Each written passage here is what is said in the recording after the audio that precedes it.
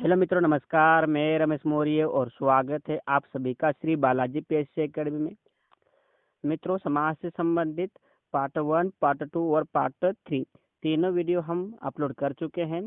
ठीक है, जिसमें हम जो समाज के 6 भेद होते हैं उसमें 5वां भेद आपका था क्या बताए, द्वंद्व समाज।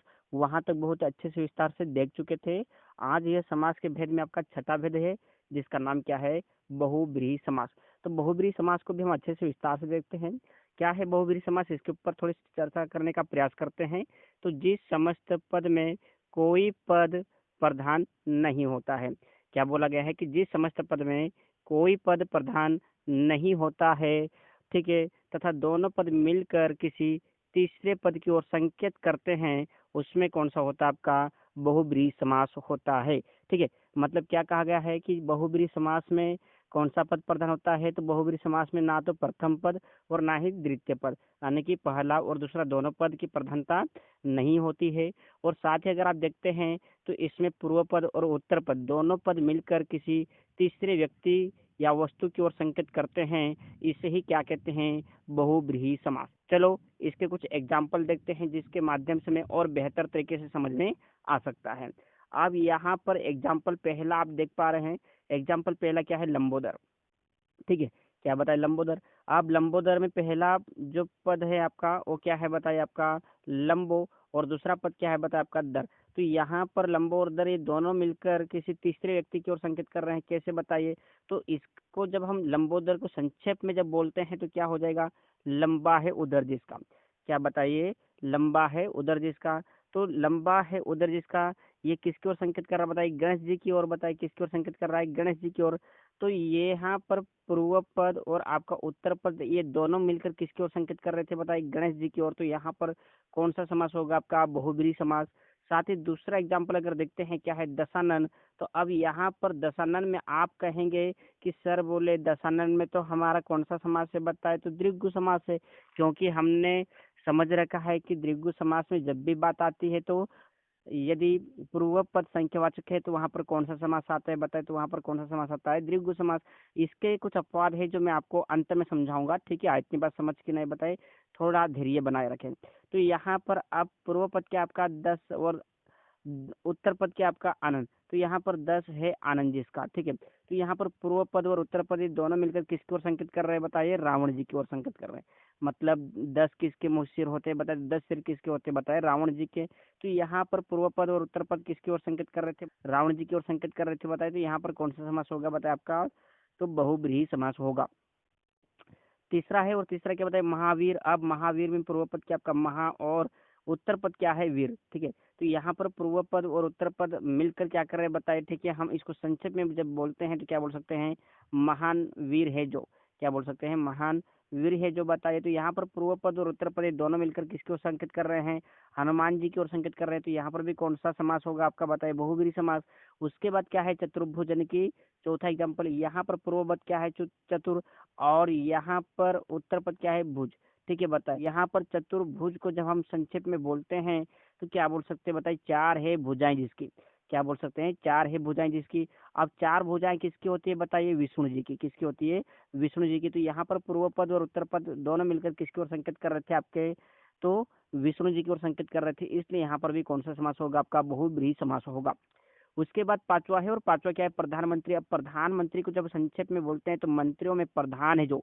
क्या बोल सकते हैं, मंत्रियों में प्रधान है जो। अब यहाँ पर आप देखते हैं तो कहीं न कहीं पर ये पूर्व पद और उत्तर पद दोनों मिलकर किसकी ओर संकेत कर रहे हैं बताइए, प्रधानमंत्री की ओर संकेत कर रहे हैं बताइए। तो यहाँ पर भी कौन सा समास होगा बताइए, तो यहाँ पर भी कौन सा समास होगा आपका, बहुब्रीहि समास। अब आपको आने के देखा जाए तो यहाँ पर थोड़ा सा लास्ट जब बहुब्रीहि समास को जब पढ़ा तो थोड़ा थोड़ा कंफ्यूजन होने लगा होगा बताइए। कुछ एग्जाम्पल इसके आपको द्विगु समास के दिखाई दिए होंगे, तो कुछ एग्जाम्पल इस कर्मधारय समास के दिखाई दिए होंगे। तो इन अपवादों को अपन अंत में सोल्व करेंगे, आप बेफिक्र रहिएगा। ठीक है, अब यहाँ पर आप देखते हैं बताए तो बहुब्रीहि समास, जो समास के 6 भेद होते हैं वो तो कंप्लीट हो गए हैं, लेकिन फिर भी एक और समास है। ठीक है, बताइए अपवाद में बताइए कौन सा आपका, नन्य समास। अब नन्य समास क्या है, तो जिस समास के पूर्व पद, क्या बताइए, जिस समास के पूर्व पद में निषद शुद्ध या नकारात्मक शब्द आ जाए वहां पर कौन सा समास होता है आपका बताए, तो नन्य समास होता है। ठीक है, अब यहाँ पर नकारात्मक या निषेध सूचक शब्द कैसे, जैसे आपका अन, न, ना या फिर कोई गैर शब्द आ जाते हैं तो वहाँ पर कौन सा समास होगा आपका नन्य समास। आप इसके कुछ एग्जाम्पल देखते हैं तो आपको काफी अच्छे से समझ में आ जाएगा। ठीक है, तो यहाँ पर जैसे करके एग्जाम्पल हमने लिखा है। अब ये अधर्म है।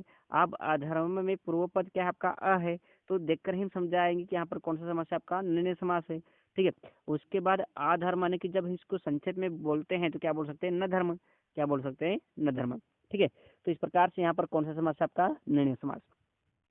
सेकंड एग्जाम्पल, और सेकंड एग्जाम्पल क्या है अनिष्ट, क्या बताए अनिष्ट, तो यहाँ पर भी पूर्व पद क्या आपका अ है और सेकंड पद क्या है निष्ठ है। जब इसको संक्षेप में जब बोलते हैं तो क्या बोल सकते हैं न इष्ट, क्या बोल सकते हैं न इष्ट, तो यहाँ पर भी कैसा शब्द है बताइए निषेध सूचक या नकारात्मक। उसके बाद तीसरा एग्जाम्पल क्या है अनावश्यक। अब यहाँ पर भी पूर्व पद क्या है अ है। ठीक है बताइए, और जब इसको विस्तार से या संक्षेप में जब बोलते हैं तो न आवश्यक, क्या बताइए न आवश्यक बनेगा। तो ये भी कैसा शब्द है नकारात्मक है। अब अगला जब आप देखते हैं चौथा तो क्या है नापसंद। अब नापसंद में पूर्व पद में क्या आ गया आपका ना आ गया है। ठीक है, और सेकंड पद या फिर उत्तर पद क्या आपका पसंद है, तो इसको जब संक्षेप में आप बोलते हैं तो क्या बोलेंगे आप न पसंद, क्या कहेंगे न पसंद। तो यहाँ पर भी कौन सा समास आ जाए आपका नन्य समास। तो मुझे उम्मीद है कि आप सभी को नन्य समास भी समझ में आया होगा। अब बात यहाँ पर अपवाद जो है आपका एक तो कर्मधारय समास को लेकर, एक दीर्घ समास को लेकर और एक बहुब्रीहि समास को लेकर, तो इनको अपन सोल्व करते हैं अच्छे से देखिएगा।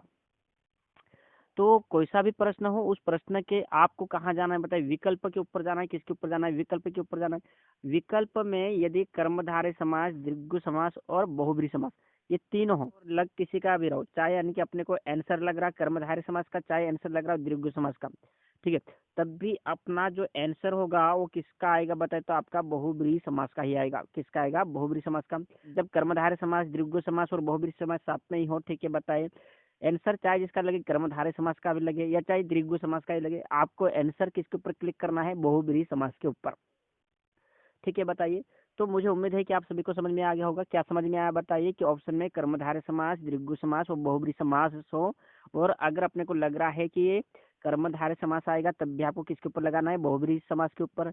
और अगर लग रहा है कि दीर्घ समास आएगा तब भी अपने को किसके ऊपर लगाना है, बहुब्रीहि समास के ऊपर।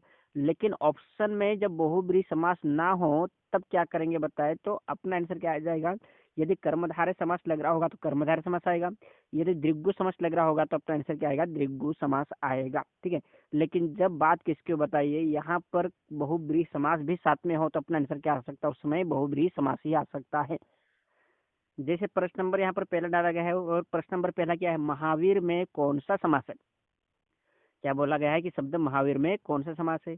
अब इस शब्द महावीर में कौन सा समास है, ऑप्शन को देखते हैं तो ऑप्शन में तत्पुरुष समास तो आएगा ही नहीं, पहली बात ये तो हट गया है। और दूसरा यहाँ पर ये दीर्घ समास भी आएगा ही नहीं, बताइए ये भी पहले से ही हट गया है, क्योंकि दीर्घ समास में संख्यावाचक है नहीं बताए। आप किसकी बचती है, एक तो कर्मधारय समास की और एक बहुब्रीहि समास की। तो यहाँ पर बच्चों ये महावीर शब्द है ना, इसमें कर्मधारय समास भी आ सकता है, लेकिन साथ में क्या है बहुब्रीहि समास है, तो इसलिए हम किसको गलत करेंगे, कर्मधारय समास को गलत करेंगे। और सही आंसर किसकी ओर लगाएंगे बताइए, तो बहुब्रीहि समास के ऊपर लगाएंगे। ठीक है, आप सेकंड एग्जाम्पल यानी कि क्वेश्चन है अपने पास कि शब्द दशानन में कौन सा समास है। क्या बोला गया है कि शब्द दशानन में कौन सा समास है। तो शब्द दशानन में कौन सा समास है, इसको अगर अपन अच्छे से देखें तो यहाँ पर अविभाव तो आएगा नहीं, लेकिन यहाँ पर बात किसकी बन सकती है बताइए, तो यहाँ पर दीर्घ समास की बात बन सकती है, क्योंकि पूर्व पद में क्या है 10 है। बहुब्रीहि समास की बात बन सकती है, क्यों, क्योंकि यहाँ पर 10 है आनंद, जिसके मतलब दोनों मिलकर किसकी ओर संकेत कर रहे हैं बताए, तो यह एक तीसरे व्यक्ति की ओर संकेत कर रहे हैं, रावण जी की ओर संकेत कर रहे हैं। कर्मधारय भी बन सकते हैं, क्योंकि यहाँ पर 10 है आनंद, जिसके पूर्व पद उत्तर पद की विशेषता बता रहा है। तो यहाँ पर दीर्घों के भी यानी कि चांसेस है, बहुब्रीहि के भी चांसेस है और कर्मधारय के भी चांसेस है। तो ऐसा ऑप्शन जब आपको दिखाई दे बताइए, ठीक है, और इस प्रकार का क्वेश्चन जब फंस जाए तो आप तब भी किसके ऊपर लगाएंगे आंसर बताइए, तो तब भी आप जो आंसर लगाएंगे वो किसके ऊपर लगाएंगे, बहुब्रीहि समास के ऊपर ही लगाए।